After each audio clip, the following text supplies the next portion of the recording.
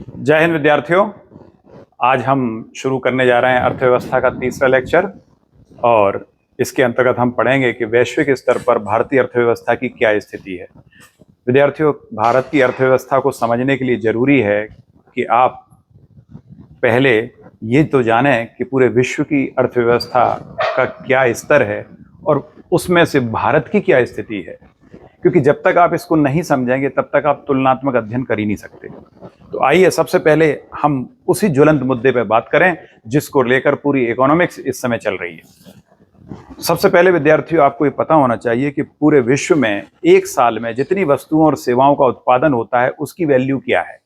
अर्थात आज पूरे देश में जितनी वस्तुओं और सेवाओं का उत्पादन हो रहा है वो लगभग 100 ट्रिलियन डॉलर के आसपास, 100 ट्रिलियन या 100 से 110 ट्रिलियन, इस बीच में ये टोटल प्रोडक्शन है पूरे वर्ल्ड का जीडीपी का। अगर आपसे कोई कहे कि हिंदुस्तान की जीडीपी कितनी, चाइना की जीडीपी कितनी, अमेरिका की कितनी, तो चलो ठीक है, ये समझ में आता है, लेकिन पूरे विश्व की जीडीपी कितनी? तो विद्यार्थियों याद रखें, पूरे विश्व की जीडीपी इस समय लगभग 100 से 110 ट्रिलियन के बीच में है। अब उसमें से 1 ट्रिलियन जब शब्द हम प्रयोग कर रहे हैं, इसका मतलब 10⁻12। तो अगर हमने कहा कि यूएस की जीडीपी, ये पूरे आंकड़े जो हैं ये डॉलर में है विद्यार्थियों, ये हम सारे आंकड़े डॉलर में पेश कर रहे हैं। अगर पूरे विश्व की जीडीपी 100 से 110 ट्रिलियन के बीच में है तो उसमें से सबसे बड़ी जीडीपी किसकी नेचुरल है? वो अमेरिका की। अमेरिका की जीडीपी विश्व में सबसे बड़ी है। अब किस आधार पर? यहां विद्यार्थियों दो बातें बड़ा महत्वपूर्ण है। किसी भी देश की जीडीपी को दो आधारों पर ज्ञात किया जाता है, एक सामान्य दरों पर और दूसरा PPP यानी परचेसिंग पावर पैरिटी के आधार पर। दोनों में क्या फर्क होता है ये जानना बहुत जरूरी है। सामान्य दरों पर किसी भी देश की जीडीपी किन बातों पर निर्भर करती है? सीधी सी बात यह है कि हमारे देश में जितनी वस्तुओं और सेवाओं का उत्पादन होता है, अगर हम उन्हें डॉलर से खरीदना चाहें तो उसकी वैल्यू आती है 28.5। अगर हम खरीदना चाहें अपने देश में तो वैल्यू आती है 4 ट्रिलियन डॉलर। लेकिन अगर यही वस्तु और सेवाएं जिनका उत्पादन हिंदुस्तान कर रहा है, अगर इन्हीं का उत्पादन अमेरिका करता है तो अमेरिका इसको किस तरह से मानता है? अमेरिका अपने यहां इसी चीज को वैल्यू देता है इतनी 14.5 ट्रिलियन। यानी जितनी वस्तु और सेवाएं हिंदुस्तान अपने यहां उत्पादित कर रहा है, उन वस्तुओं और सेवाओं का टोटल मूल्य हिंदुस्तान के में जितनी वस्तुओं और सेवाओं का उत्पादन हो रहा है, अगर उनको हम डॉलर में खरीदें तो उसका मूल्य है कितने के बराबर? 4 ट्रिलियन के बराबर। और यदि वही वस्तुएं और सेवाएं अमेरिका में खरीदी जाएं तो उसका मूल्य हो जाता है 14.5 ट्रिलियन डॉलर के बराबर। यह विभेद क्यों? इतना बड़ा अंतर क्यों? दूसरे शब्दों में ऐसे समझें कि यदि हमने अपने देश में 23 रुपए में जो सामान खरीदा है, वही सामान अगर अमेरिका में खरीदा जाए तो उसके बदले $1 देना पड़ता है। ये बहुत महत्वपूर्ण बात है विद्यार्थियों कि हमारे देश में जो चीज 23 रुपए की आती है, वही चीज अमेरिका में $1 में आती है। इसका मतलब क्या हुआ? $1 की वैल्यू कितनी होनी चाहिए? 23 रुपए। लेकिन जब हम वही डॉलर मांगते हैं विश्व स्तर पर तो हमको वो $1 मिलता है 84 रुपए का।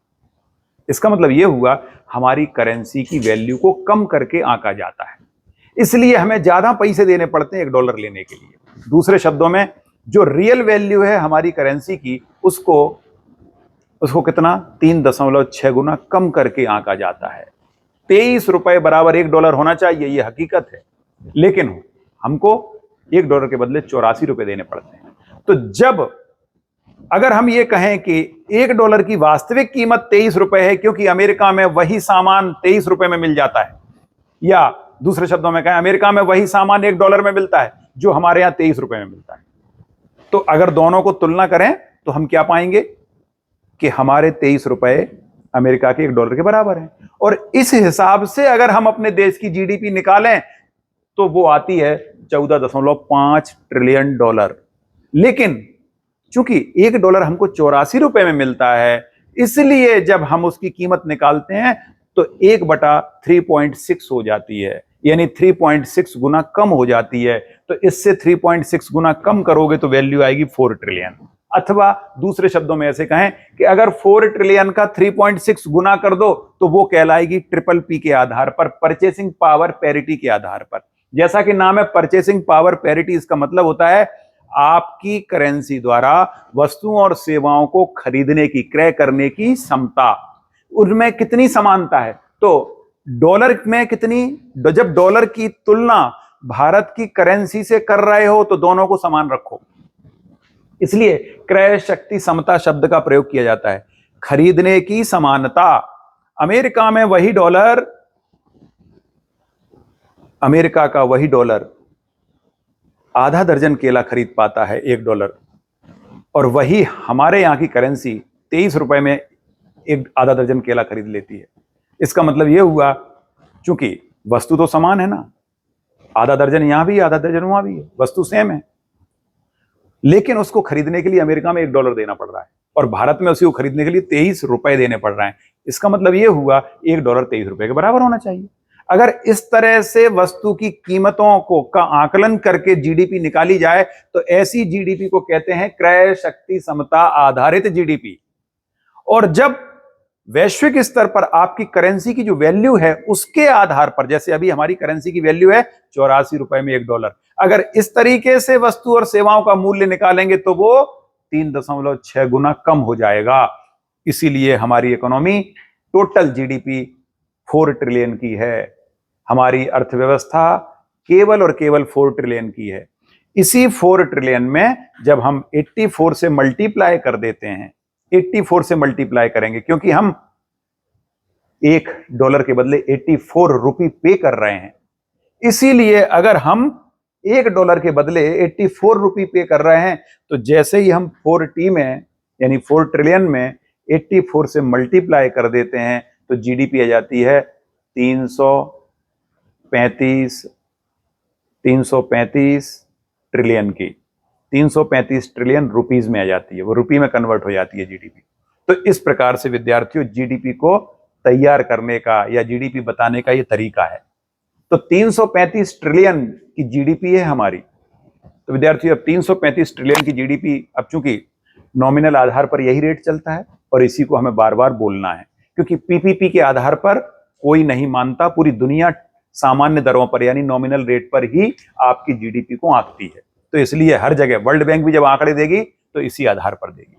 तो परीक्षा में जब प्रश्न पूछा जाता है कि भारतीय अर्थव्यवस्था की वैश्विक रेफरेंस में क्या स्थिति है, वर्ल्ड रेफरेंस में क्या स्थिति है, तो आप सबसे पहले शुरुआत यही करोगे कि नॉमिनल आधार पर हमारे देश की अर्थव्यवस्था विश्व की 5वीं बड़ी अर्थव्यवस्था है, क्योंकि हमसे ऊपर America 28.5 trillion, China 18.5 trillion, Germany 4.6 trillion, Japan 4.1 trillion और इंडिया लगभग 4 ट्रिलियन।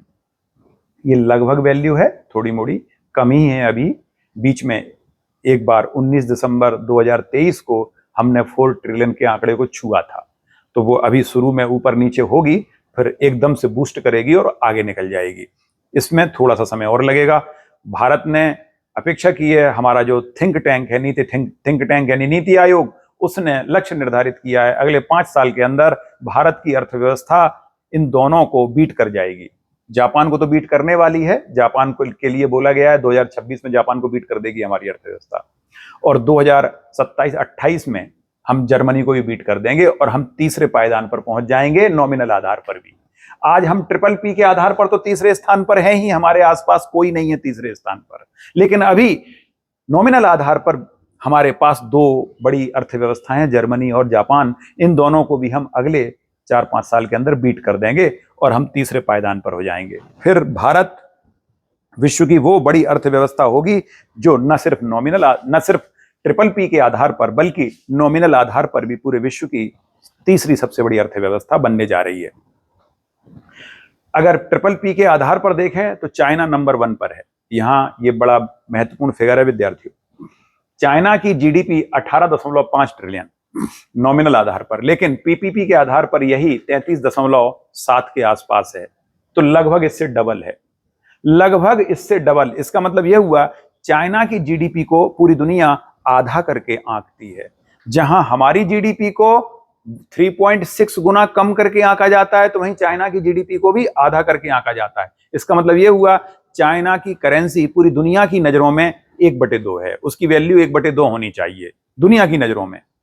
लेकिन भारत की करेंसी की वैल्यू 1/3.6 यानी लगभग 3.25 गुना कम होनी चाहिए। तो इसका मतलब यह हुआ हिंदुस्तान की करेंसी को चाइना की तुलना में कम वेटेज दिया जाता है। विद्यार्थियों याद रखें, दुनिया की हर करेंसी का वेटेज इस बात पर निर्भर करता है कि उस देश के विदेशी मुद्रा भंडार में जो बड़ी करेंसी है वो कितनी है। हमारा विदेशी मुद्रा भंडार लगभग $650 अरब का है, तो चाइना का विदेशी मुद्रा भंडार लगभग 3 से 3.5 अरब डॉलर का है। अब बताइए आप, भारत की तुलना में चाइना के पास लगभग 5 गुना ज्यादा विदेशी मुद्रा भंडार है, इसीलिए उसने अमेरिका की करेंसी को अपने यहां गिरवी रखा हुआ है। सीधी सी बात है, जिसे गिरवी रखोगे आपका मूल्य अपने आप बढ़ जाएगा। जब एक कहावत है, जब बहुत बड़ा आका आपके यहां गले में पट्टा डाल के रहने लगे, मतलब सीधी सी बात यह है आपका सरपरस्त हो जाए, तो छोटे मोटे तो अपने आप झुक जाते हैं। तो चाइना ने यही काम किया है, अमेरिका की करेंसी को अपने यहां बंधक बना लिया है। अपने विदेशी मुद्रा भंडार में उसने लगभग 3 से 3.5 हजार अरब डॉलर इकट्ठे कर रखे हैं। इसीलिए चाइना जब चाहेगा तब अमेरिका की करेंसी को गिराने की क्षमता रखता है। जिस दिन उसने ये करेंसी बाजार में निकालना शुरू कर दी, डॉलर अपने आप गिरना शुरू हो जाएगा। ये फर्क है, यही हिंदुस्तान भी करेगा आगे चलकर। हिंदुस्तान के पास जैसे जैसे डॉलर इकट्ठा होता चला जाएगा, वैसे वैसे हमारी करेंसी की वैल्यू बढ़ती चली जाएगी।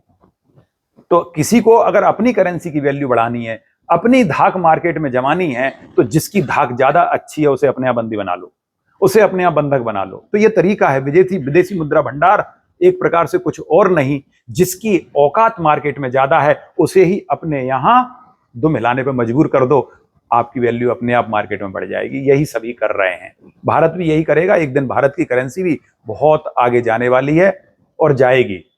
करेंसी की वैल्यू डॉलर की तुलना में 84 रुपए के आसपास है।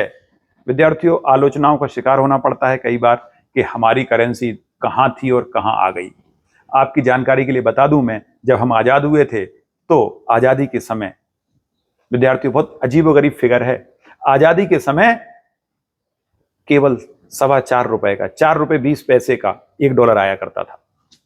4 रुपए 20 पैसे का $1 था। और इससे बड़ी बात, 1925 में $1 में $5 आया करते थे। $1 में $5 1925 में। इसका मतलब क्या अंग्रेजों द्वारा भारत में चलाई जा रही अर्थव्यवस्था आज से बेहतर थी? अब आप बात समझिएगा। 1925 में $5 का $1 आया करता था, उल्टा था, डॉलर ज्यादा देने पड़ते थे, रुपया कम मिलता था। ऐसा इसलिए था क्योंकि उस समय रुपया भारत का रुपया नहीं था, उस समय रुपया ब्रिटेन का रुपया था, अंग्रेजों का रुपया था, और अंग्रेजों की करेंसी अमेरिका की करेंसी से हायर थी। इसलिए भारत की करेंसी को वैल्यू मिलती थी।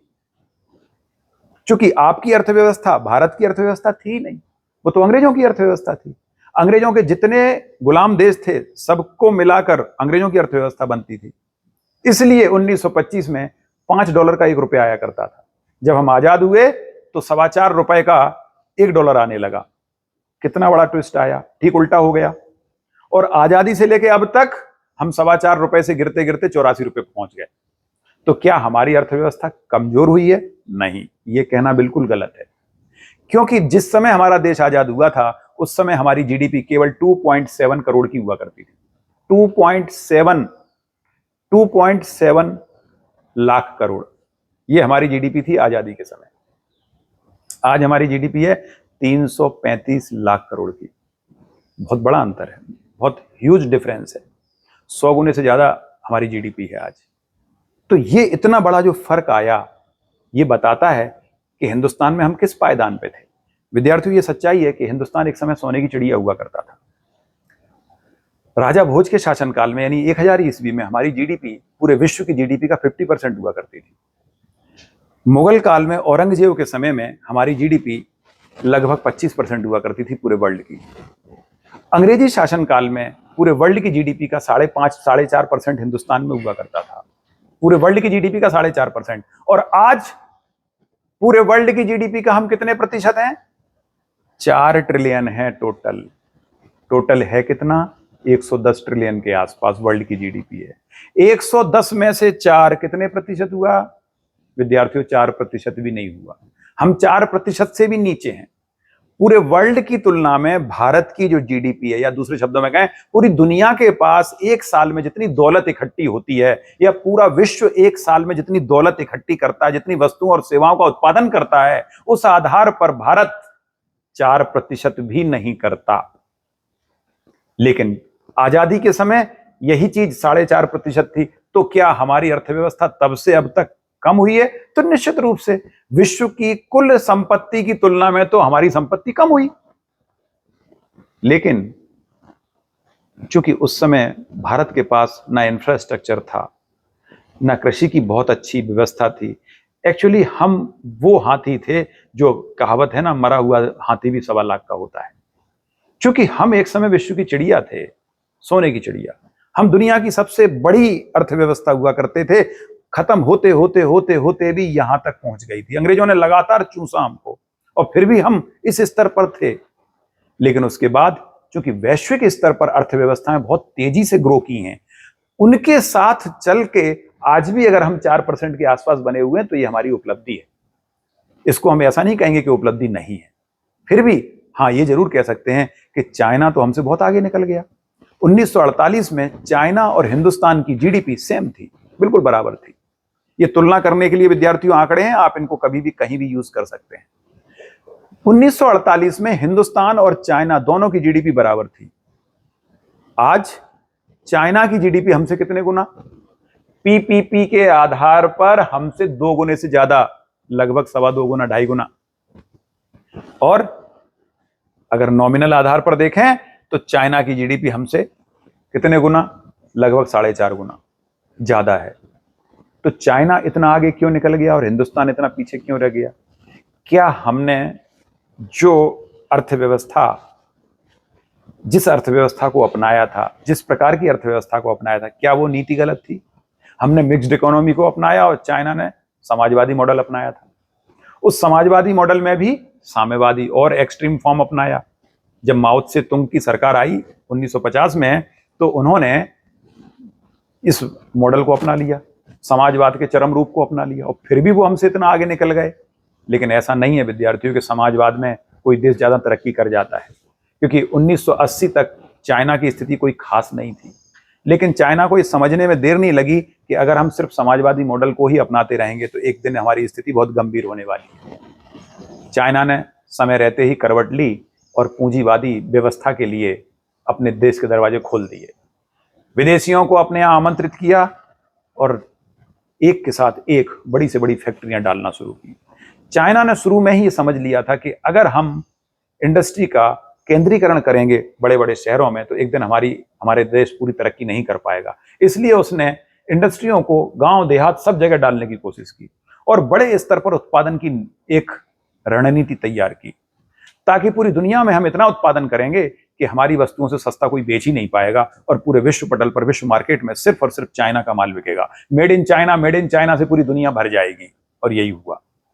विश्व चूंकि इतना बड़े स्तर पर इंडस्ट्री को डालने के लिए बहुत पैसे की जरूरत थी, चाइना के पास इतना पैसा नहीं था, इसलिए उन्होंने वैश्विक स्तर पर उद्योगपतियों को अपने यहां आमंत्रित किया, भरपूर भरमार करवाई।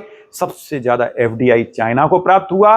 नतीजा यह हुआ, चाइना के गली मोहल्ले में हर जगह इंडस्ट्री फैल गई। चाइना आज पूरे विश्व की कुल मैन्युफैक्चरिंग का 25% मैन्युफैक्चरिंग करता है। यानी जितनी गुड्स एंड जितनी वस्तुएं उत्पादित होती हैं पूरे वर्ल्ड में, उसका 25% अकेला चाइना उत्पादित करता है। यही कारण है कि चाइना द्वारा तैयार किया गया माल भले ही घटिया क्वालिटी का क्यों ना हो, लेकिन सस्ता बहुत होता है। और चूंकि हम जानते हैं विश्व में मैक्सिमम लोग पुअर फैमिली से हैं, अगर पुअर फैमिली वाला व्यक्ति, उसको इससे फर्क नहीं पड़ता कि वो ब्रांडेड आइटम लेकर आ रहा है, उसे इस बात से फर्क पड़ता है कि अभी फिलहाल मेरी जरूरत के लिए भले ही क्वालिटी घटिया क्यों ना हो, लेकिन मेरी जरूरत पूरी हो जाए कम पैसे में। यही कारण है कि चाइना की वस्तुओं की वैल्यू हर जगह है। आप देखिए हमारे ही मार्केट में छोटे मोटे मेले लगते हैं, गांव देहात में, कहीं भी छोटे कस्बों में, और वहां पर एक बड़ा सा एक दुकान लगती है, बाहर लिखा रहता है चाइना मार्केट। अथवा नहीं भी लिखा रहा है तो भी हम जब अंदर घुसते हैं तो हर माल 50 रुपए, हर माल 20 रुपए, हर माल 10 रुपए। ये क्या है? ये हिंदुस्तान का मार्केट नहीं है, ये हिंदुस्तान का सामान नहीं है, ये चाइना का सामान है। और लोग खुशी खुशी ले जाते हैं, कभी सोच के भी नहीं आते कि हम ये खरीदेंगे, लेकिन वहां देखते हैं अच्छा 10 रुपए में इतनी अच्छी चीज मिल रही है, लेके चल दिए। चाइना का तो काम बन गया, उसको इससे मतलब ही नहीं है, उसको तो इंडस्ट्री रन करानी है, खूब रन करानी है, खूब उत्पादन करना है। इसका फायदा यह है कि लोगों को रोजगार मिल रहा है, उसके यहां की जीडीपी बढ़ रही है और सस्ते से सस्ता माल बेच रहा है। अब भारतीय कंपनियां अगर उसकी बराबरी नहीं कर पाएंगी तो फिर निश्चित रूप से हम जीडीपी में भी पिछड़ जाएंगे और पूरे विश्व के सामने हमारी औकात भी कम हो जाएगी। और वही हुआ। लेकिन हिंदुस्तान को भी ये समझने में देर नहीं लगी। चाइना ने जहां 1985 में चाइना ओपन डोर पॉलिसी लेके आया, हम 1991 में लेके आए, थोड़े से लेट जरूर हुए उसकी तुलना में, लेकिन चाइना ओपन डोर पॉलिसी लाने से पहले ही संभल चुका था। उससे पहले ही उसने पूंजीवादी अर्थव्यवस्था के जो लक्षण है वो अपनी इकोनॉमी में डाल दिए थे। और 85 में तो उसने घोषणा कर दी ओपन डोर पॉलिसी लाके। हमने वही घोषणा 1991 में की, लेकिन वो भी बहुत सदे हुए तरीके से, उसमें भी बहुत इफ एंड बट्स थे। पूरी तरह से हमने अपनी इकोनॉमी को नहीं खोला था, लेकिन धीरे धीरे ही सही हमने तरक्की करना शुरू की और आज हमारी इकोनॉमी अब इस स्तर तक पहुंच गई है। तो विद्यार्थियों, जीडीपी के मामले में हम किसी से अब कम नहीं है, लेकिन अगला प्रश्न ये उठता है, क्या जीडीपी ग्रोथ से ही देश की ग्रोथ हो जाएगी? तो विद्यार्थियों, यहां दो बातों को समझना बहुत जरूरी है। आर्थिक समृद्धि और आर्थिक विकास, इन दोनों में फर्क होता है। आर्थिक समृद्धि जिसे हम इकोनॉमिक ग्रोथ कहते हैं, आर्थिक विकास जिसे हम इकोनॉमिक डेवलपमेंट कहते हैं, इन दोनों में बेसिक फर्क है।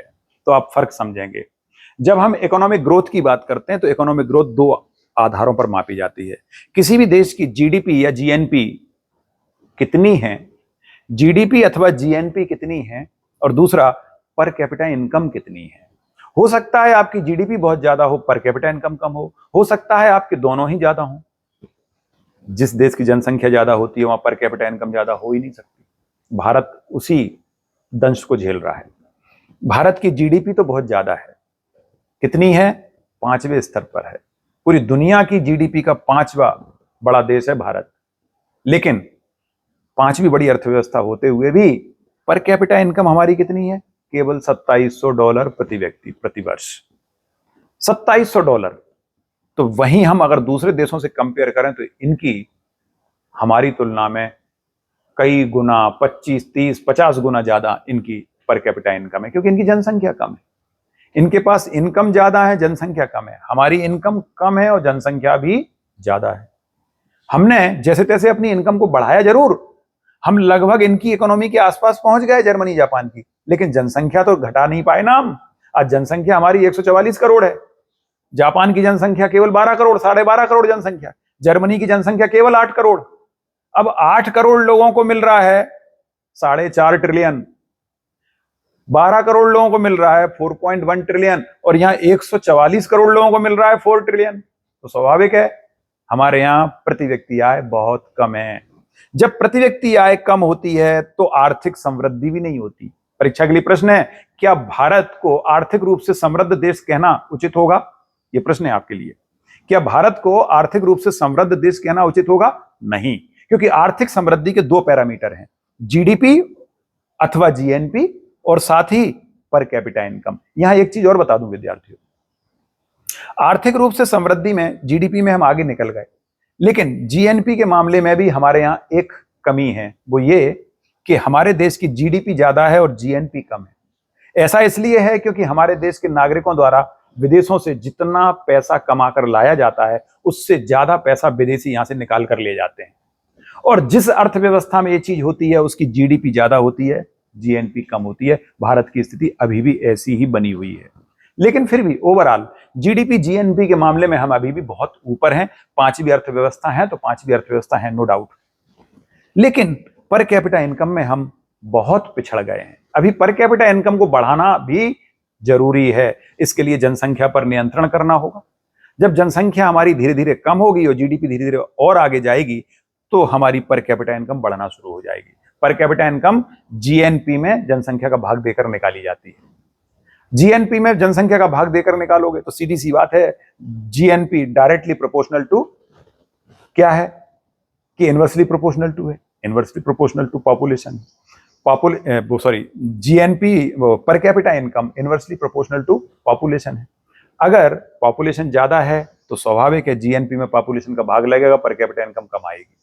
तो भारत आर्थिक रूप से समृद्ध भी नहीं है क्योंकि पर कैपिटा इनकम हमारी काफी कम है। हाँ, जीडीपी जीएनपी की दृष्टि से हम समृद्ध कह सकते हैं हिंदुस्तान को, लेकिन अब प्रश्न उठता है क्या समृद्धि ही विकास का सूचक है? नहीं, समृद्धि आधे विकास का सूचक है। कैसा विकास? परिमाणात्मक, यानी क्वांटिटेटिव।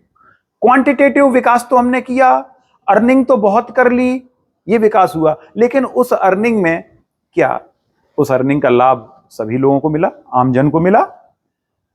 अगर अर्निंग इतनी है फिर भी आपके देश में गरीबी रेखा के नीचे रहने वाले लोगों की संख्या लगभग 12% आज भी बनी हुई है। गरीबी रेखा के नीचे रहने वाले, एक्सट्रीम पॉवर्टी लाइन में रहने वाले लोगों की संख्या आज भी आपके देश में लगभग 10 करोड़ के आसपास है। पूरे विश्व में एक्सट्रीम पॉवर्टी वाले लोगों की संख्या 70 करोड़ है, जिसमें से 10 करोड़ अकेले हिंदुस्तान में रहते हैं। गरीबी रेखा के नीचे हिंदुस्तान में आज भी 18 करोड़ लोग हैं। तो इससे यह साबित होता है कि आपने क्वांटिटेटिव डेवलपमेंट तो किया है, लेकिन क्वालिटेटिव डेवलपमेंट अभी नहीं हुआ। ऐसी अर्थव्यवस्था जो क्वांटिटेटिव और क्वालिटेटिव दोनों विकास करती है, तब वो विकसित अर्थव्यवस्था के सामने विकसित अर्थव्यवस्था कहलाने योग्य बनती है। तो कोई भी अर्थव्यवस्था विकसित तब होती है जब वो आर्थिक रूप से समृद्धि प्राप्त करे, आर्थिक रूप से समृद्धि के साथ साथ यानी क्वांटिटेटिव विकास के साथ साथ क्वालिटेटिव विकास भी करे, क्वालिटी वाला विकास करे। और क्वालिटी वाला विकास इन पैरामीटर्स से होता है। कैसे क्वालिटी वाला विकास होगा? जब आपके देश में गरीबी ना हो, जब आपके देश में गरीबी ना हो, भुखमरी ना हो, बेरोजगारी ना हो, जब आपके देश में आय असमानता ना हो, इनकम इनइक्वालिटी वाली कंडीशंस नहीं होनी चाहिए।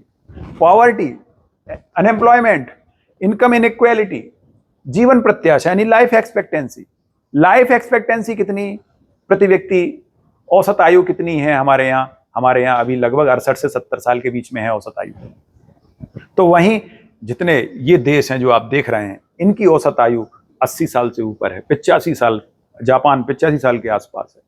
तो यहां जीवन प्रत्याशा बहुत ज्यादा है, जबकि हमारे यहाँ की जीवन प्रत्याशा अभी कम है। दूसरी बात, शिशु मृत्यु दर हमारे यहाँ बहुत ज्यादा है, इन्फेंट मोर्टेलिटी रेट वो भी बहुत ज्यादा है इन देशों की तुलना में। तो ये आपके विकसित होने का सूचक नहीं है।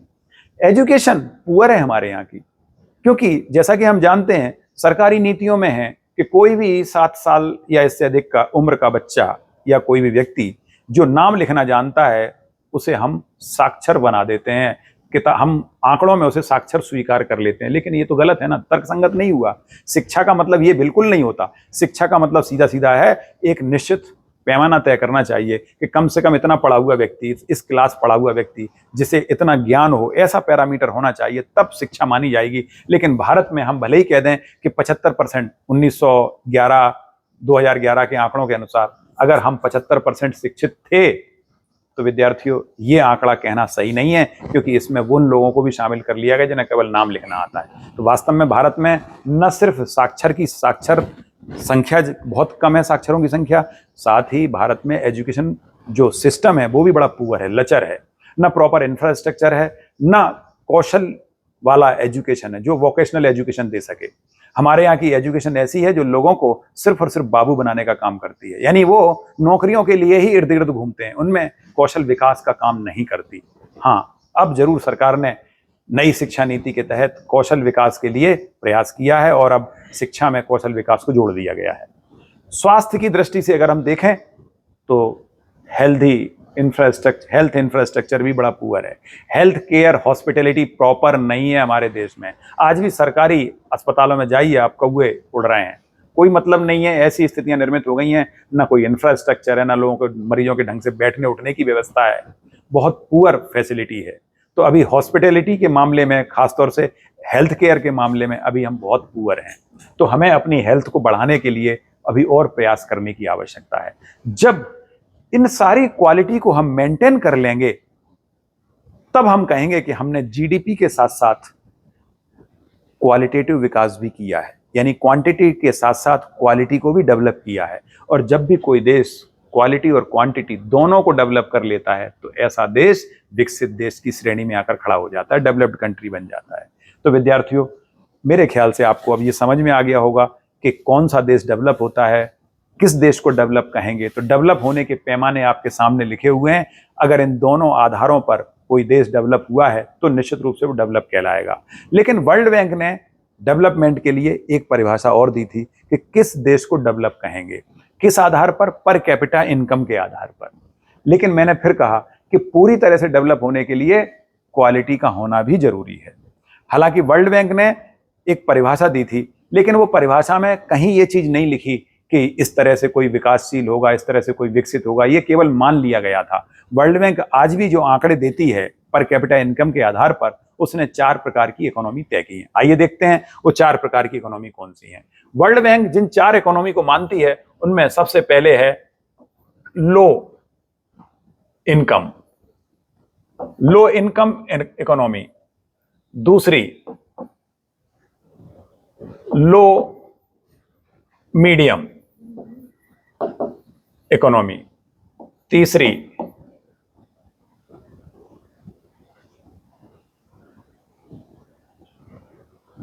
हाई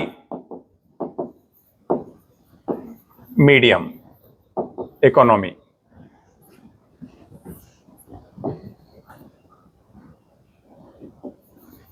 हाई मीडियम इकोनॉमी, और चौथी है हाई इकोनॉमी। 4 प्रकार की economy, high low income economy, low medium income economy, high medium income economy और हाई इनकम इकोनॉमी।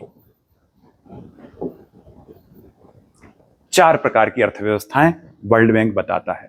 और इन अर्थव्यवस्थाओं का आकलन कैसे किया, विद्यार्थियों याद रखना बहुत आसान है। सबसे पहले इन पर विचार करें। लो इनकम वाली इकोनॉमी कौन सी होती हैं? जिनमें पर कैपिटा इनकम $1146 से लेकर और ये होती है $4515। अगर पर कैपिटा इनकम इसके बीच में है तो वर्ल्ड बैंक कहता है ऐसी इकोनॉमी लो मीडियम टाइप की इकोनॉमी है, निम्न मध्यम आय वर्ग वाली अर्थव्यवस्थाएं हैं। अगर हाई मीडियम की बात करें, उच्च मध्यम की बात करें, तो ये 4516 से लेकर $14,005 के बीच में है, तो हम कहते हैं वो हाई मीडियम क्लास इकोनॉमी है, मतलब उच्च मध्यम आय वाली इकोनॉमी है। और हाई इनकम वाली इकोनॉमी वो होती है जिसकी इनकम ग्रेटर देन कितनी, $14,005 से ज्यादा। अगर इससे ज्यादा है, 14,005 से ज्यादा है पर कैपिटा इनकम, तो वो हाई इनकम इकोनॉमी कहलाएगी।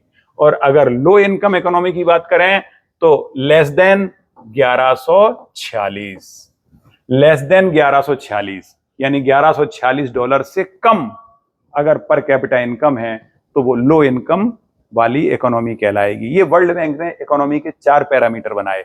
हिंदुस्तान में पर कैपिटा इनकम $2700 के आसपास है, जो कि लो मीडियम इनकम क्लास इकोनॉमी में आता है। इसलिए हिंदुस्तान इसी के अंतर्गत है, लो मीडियम के अंतर्गत, क्योंकि हम $2700 प्रति व्यक्ति इतना ही उत्पन्न कर पाते हैं। जनसंख्या बहुत अधिक है। अभी हिंदुस्तान को विकसित होना है, अगर डेवलप्ड होना है, तो पहले हाई मीडियम में जाना पड़ेगा, फिर हाई मीडियम से हाई इनकम क्लास में जाना पड़ेगा। तो उच्च इनकम वाली क्लास में पहुंचने के लिए हमें 14,005 से ज्यादा ऊपर छलांग लगानी पड़ेगी। लेकिन ये आंकड़े विद्यार्थियों हर साल चेंज हो जाते हैं, वर्ल्ड बैंक इन्हें चेंज कर देती है। जैसे जैसे हम आगे बढ़ेंगे ये भी आगे बढ़ेंगे, लेकिन चूंकि भारत की विकास दर ज्यादा है, भारत के आगे बढ़ने की दर ज्यादा है बजाय कि वर्ल्ड के। पूरी दुनिया की इकोनॉमी लगभग उसका एवरेज अगर आप निकालेंगे तो 3.5% 4% के आसपास आता है। पूरी दुनिया की इकोनॉमी का ग्रोथ जो आती है वो 3.5 से 4% है, लेकिन हिंदुस्तान की जीडीपी ग्रोथ 8% या इससे ऊपर है। इसलिए हिंदुस्तान 2 गुनी तेजी से आगे बढ़ रहा है। तो स्वाभाविक है ये उतना नहीं बढ़ेगा जितना कि हिंदुस्तान की जीडीपी बढ़ेगी और पर कैपिटा इनकम बढ़ेगी। अब हम जनसंख्या पर भी बहुत ज्यादा गहरा, बहुत ज्यादा स्ट्रिक्ट होकर उस पर भी प्रतिबंध लगाने की कोशिश कर रहे हैं। आगे चलकर जनसंख्या पॉलिसी भी बनेगी। आशा करते हैं कि भारत की जनसंख्या में अब उतनी वृद्धि देखने को नहीं मिलेगी जितनी कि पहले हुआ करती थी। नतीजा ये होगा, हम दो तरफा वार करेंगे। एक तरफ जनसंख्या को कम करेंगे तो दूसरी तरफ अपनी इनकम को बढ़ाने की कोशिश करेंगे। नतीजा ये होगा कि धीरे धीरे हमारी इनकम तेजी से बढ़ेगी और एक दिन ऐसी आशा की जा रही है कि हम इस इनकम ग्रेड में शामिल हो जाएंगे। अगर हम इस इनकम ग्रेड में शामिल हो गए तो विद्यार्थियों निश्चित रूप से हम विकसित देश कहलाएंगे। जैसा कि मोदी जी ने सपना देखा है 2047 में, जब आजादी का हम 100वां साल पूरा कर रहे होंगे, यानी आजादी के 100 साल होने के उपलक्ष्य में हमने एक टारगेट फिक्स किया है कि हम 2047 में विकसित भारत कहलाएंगे। तो विकसित भारत कहलाने के लिए यही आवश्यक है कि हम जनसंख्या पर कंट्रोल करें और निरंतर अपनी जीडीपी को इसी दर से 8-9% की दर से बढ़ाते रहें। तो एक दिन हम विश्व की टॉप मोस्ट इकोनॉमी कहलाएंगे और टॉप मोस्ट इकोनॉमी में आके खड़े हो जाएंगे। भले ही अमेरिका को उस समय भी हम बीट नहीं कर पाएंगे, क्योंकि आज ही अमेरिका जहां है, हमने अपना टारगेट फिक्स किया है 30 ट्रिलियन 2047 में, तो अमेरिका 28.5 ट्रिलियन से कम तो होगा नहीं, वो भी बढ़ेगा आगे, क्योंकि उसकी जीडीपी ग्रोथ कम है, लगभग 2.5% के आसपास अमेरिका की जीडीपी ग्रोथ है। इसलिए अमेरिका भी बढ़ेगा, लेकिन वो 2.5% की दर से बढ़ेगा और हम हर साल 8 से 9% की दर से बढ़ेंगे। तो एक दिन ऐसा होगा कि अमेरिका की ट्रेन धीमे चल रही है, हमारी ट्रेन बहुत पीछे है लेकिन तेज चल रही है। तो एक स्थिति ऐसी जरूर आएगी जब हम अमेरिका के बराबर आके खड़े हो जाएंगे। तो आशा करते हैं ऐसी स्थिति हमारे देश में बनेगी जरूर, लेकिन इसमें समय लगेगा। यदि भारतीय अर्थव्यवस्था की विकास दर इसी तरह से रही और हमने जनसंख्या पर प्रभावी कंट्रोल किया, तो वो दिन दूर नहीं जब हिंदुस्तान की जीडीपी वर्ल्ड की जीडीपी में टॉप मोस्ट होगी और तब पुनः भारत वही शिखर पर होगा, उसी शिखर पर, उसी पायदान पर होगा जिस समय हम विश्व गुरु के रूप में दुनिया की टॉप मोस्ट जीडीपी हुआ करते थे। आज से 1000 साल पहले भी हम टॉप मोस्ट थे, आज से 400 साल पहले भी हम टॉप मोस्ट थे, 300 साल पहले भी हम टॉप मोस्ट थे। जब औरंगजेब के शासनकाल में हमारी जीडीपी 25% हुआ करती थी, तब भारत की अर्थव्यवस्था ठीक वैसे ही थी जैसे आज अमेरिका की अर्थव्यवस्था। आज अमेरिका के पास पूरे विश्व की दौलत का 1/4 भाग है। आप देखिए, पूरे वर्ल्ड की जीडीपी 110 ट्रिलियन की है और अमेरिका की जीडीपी कितनी है? अभी मैंने बताया था पिछली स्लाइड में मैंने देखा था कि अमेरिका की जीडीपी कितनी, आपने देखा 28.5 ट्रिलियन। 110 का 1/4 है कि नहीं? सेम यही स्थिति जो आज अमेरिका की है, यही स्थिति औरंगजेब के शासनकाल तक हमारी थी। और उससे पहले राजा भोज के समय में हम 50% जीडीपी पर थे। तो भारत कहीं से भी कम नहीं था, हमारी जीडीपी कम नहीं थी, हमारी जीडीपी बहुत थी, लेकिन शोषण इतना ज्यादा हुआ हिंदुस्तान का जिसके कारण हमारी जीडीपी पिछड़ती चली गई। क्योंकि मुगलों ने हिंदुस्तान को अपनी भूमि बना लिया था और वो यहां से संपत्ति लेकर नहीं जा रहे थे, तो जितना भी वो उगा रहे थे, उत्पादन कर रहे थे, वो हिंदुस्तान की जीडीपी में ही शामिल था। इसलिए मुगलों के काल तक आते आते भी हमारी जीडीपी में बहुत बड़ा परिवर्तन नहीं आया, हम पूरे विश्व में सिरमौर उस समय भी थे।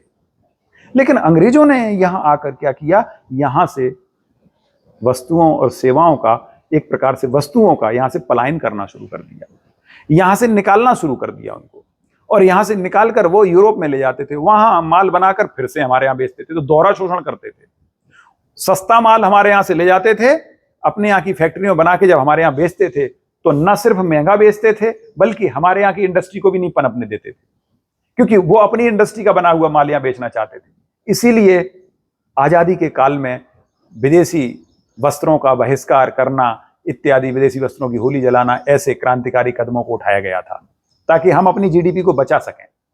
तो विद्यार्थियों, अंग्रेजी शासनकाल में हमारी जीडीपी का सबसे ज्यादा सत्यानाश हुआ, लेकिन आजादी के बाद से हमने धीमी गति से ही सही, लेकिन अपनी जीडीपी को बरकरार बनाए रखा। वैश्विक रेफरेंस में आज भी हम लगभग 4% पर हम इस समय हैं, यानी पूरी विश्व की कुल पूंजी का 4% हमारे पास है, लेकिन जनसंख्या पूरे विश्व की जनसंख्या की 17% है हमारे पास। यानी हम 4% संपत्ति से 17% लोगों को खिला रहे हैं। यही कारण है कि हमारी पर कैपिटा इनकम कम है, यही कारण है हमारे यहाँ भुखमरी आज भी है, यही कारण है हमारे यहाँ बेरोजगारी आज भी है, क्योंकि हमारी जीडीपी तो ज्यादा बढ़ गई लेकिन जनसंख्या का दंश जो है वो हमारा पीछा नहीं छोड़ रहा है। इसलिए विद्यार्थियों, लगातार हम बात करते हैं कि हमारी जनसंख्या कैसी होनी चाहिए, हमारी जनसंख्या कम होनी चाहिए ताकि पर कैपिटा इनकम बढ़ सके और एक दिन हम उच्च आय वर्ग वाली अर्थव्यवस्था में शामिल हो जाएं। तो आशा करते हैं विद्यार्थियों, अगर भारत सरकार ने आगे भी इन पैरामीटर्स को अपनाया तो हम उच्च आय वर्ग वाली अर्थव्यवस्था में शामिल हो जाएंगे। अब हम ये जानने की कोशिश करते हैं कि वैश्विक स्तर पर कौन कौन से पैरामीटर्स हैं जिनको ध्यान में रखकर अगर विकास किया जाए तो भारत कैसे विश्व अर्थव्यवस्था में विकसित अर्थव्यवस्था वाले ग्रुप में शामिल हो सकेगा। तो आइए अगले लेक्चर में हम अब सूचकांकों की बात करेंगे विद्यार्थियों, देखते रहिए। तो अगले लेक्चर पर आइए आप, अब हम उन वर्ल्ड पैरामीटर की बात करेंगे जिनसे किसी देश की अर्थव्यवस्था को विकसित अर्थव्यवस्था के समूह में शामिल किया जा सकता है। जय हिंद।